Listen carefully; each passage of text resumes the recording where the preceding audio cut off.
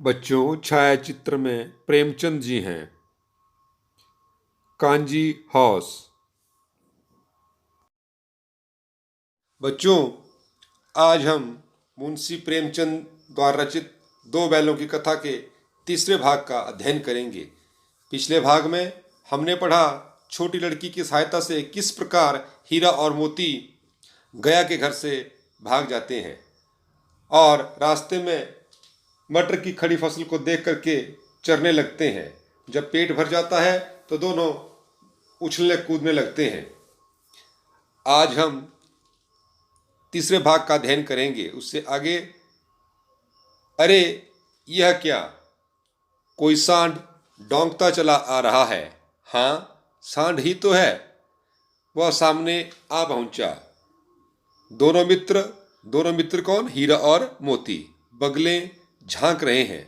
सांड पूरा हाथी है, उससे भिड़ना जान से हाथ धोना है, लेकिन ना भिड़ने पर भी जान बचती नहीं नजर आती। इन्हीं की तरफ आ भी रहा है। कितनी भयंकर सूरत है। मोती मूक भाषा में कहा, बुरे फंसे, जान बचेगी, कोई उपाय सोचो। हीरा चिंतित स्वर में हीरा ने कहा, अपने घमंड में भूला हुआ है, आरजू बिनती ना सुनेगा, भाग क्यों ना चले। भागना कायरता है तो फिर यही मरो। बंदा तो 9-2-11 होता है। 9-2-11 होना यानी भाग जाना। और जो दौड़ाए तो फिर कोई उपाय सोचो जल्द। उपाय यही है कि उस पर दोनों जने एक साथ चोट करें। मैं आगे से रगेदता हूँ, रगेदता यानी खदेड़ता हूँ, तुम पीछे से रगेदो यानी खदेड़ो। दोहरी मार पड़ेगी तो भाग खड़ा होगा। मेरी ओर झपटे, तुम बगल से उसके पेट में सींग घुसेड़ देना।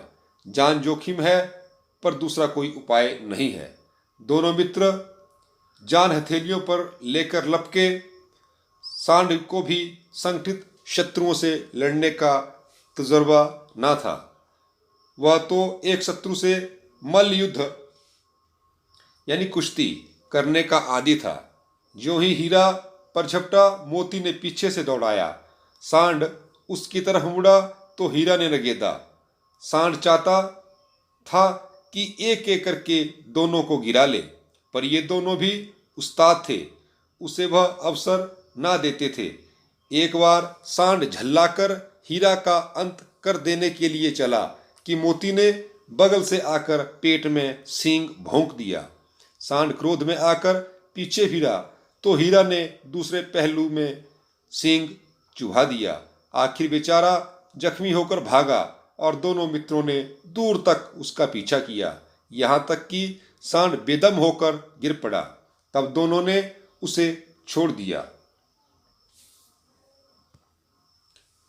दोनों मित्र विजय के नशे में झूमते चले जाते थे। मोती ने अपनी सांकेतिक भाषा में कहा, मेरा तो जी चाहता था कि बच्चा को मार ही डालूं। हीरा ने तिरस्कार किया, गिरे हुए बैरी पर सींग ना चलाना चाहिए, यह सब ढोंग है। बैरी को ऐसा मारना चाहिए कि फिर ना उठे। अब घर कैसे पहुंचेंगे वह सोचो, पहले कुछ खा लें तो सोचें। सामने मटर का खेत था ही, मोती उसमें घुस गया। हीरा मना करता रहा पर उसने एक ना सुनी। अभी 2 ही 4 ग्रास खाए थे कि 2 आदमी लाठियां लिए दौड़े और दोनों मित्रों को घेर लिया।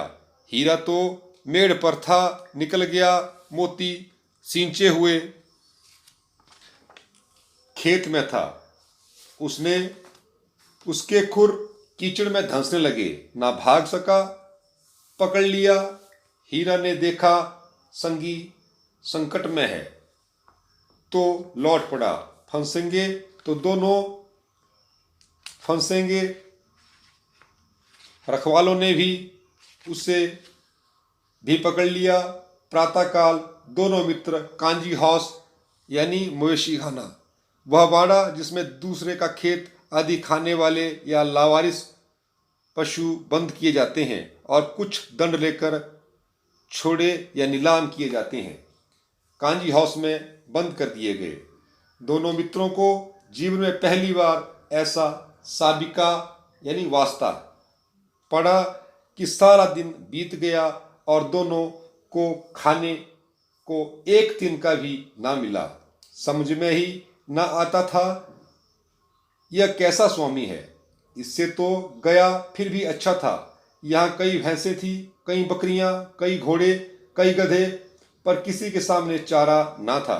सब जमीन पर मुर्दों की तरह पड़े थे। कई तो इतने कमजोर हो गए थे कि खड़े भी ना हो सकते थे।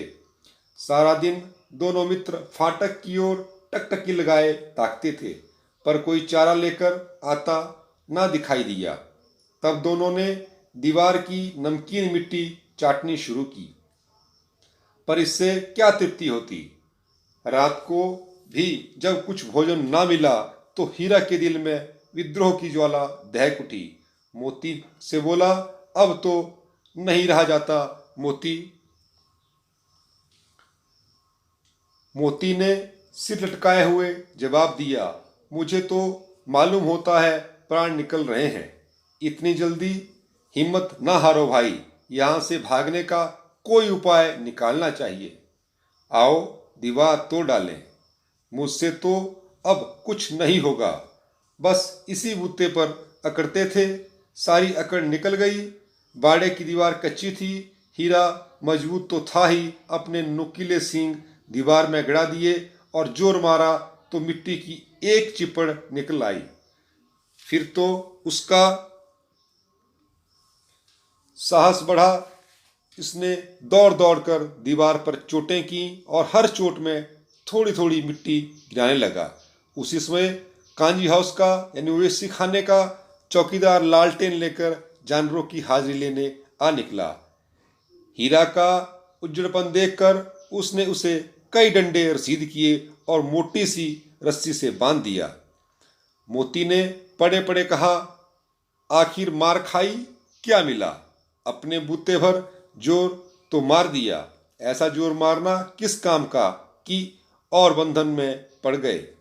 जोर तो मारता ही जाऊंगा, चाहे कितने ही बंधन पड़ते जाएं। जान से हाथ धोना पड़ेगा, कुछ परवाह नहीं। यूं भी तो मरना ही है। सोचो, दीवार खुद जाती तो कितनी जानें बच जाती। इतने भाई यहाँ बंद हैं, किसी की देह में जान नहीं है।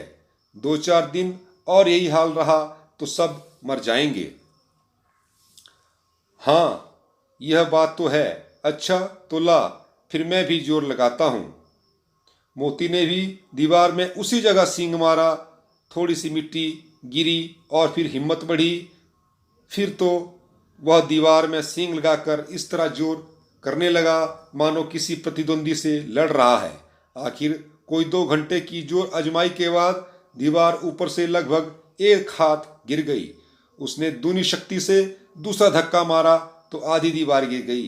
दीवार का गिरना था कि अधमरे से पड़े हुए सभी जानवर चेत उठे, मतलब सावधान हो गए।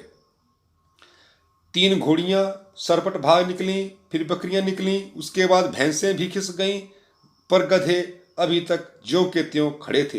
हीरा ने पूछा, तुम दोनों क्यों नहीं भाग जाते?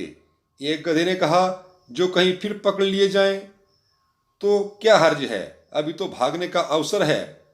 हमें तो डर लगता है, हम यहीं पड़े रहेंगे।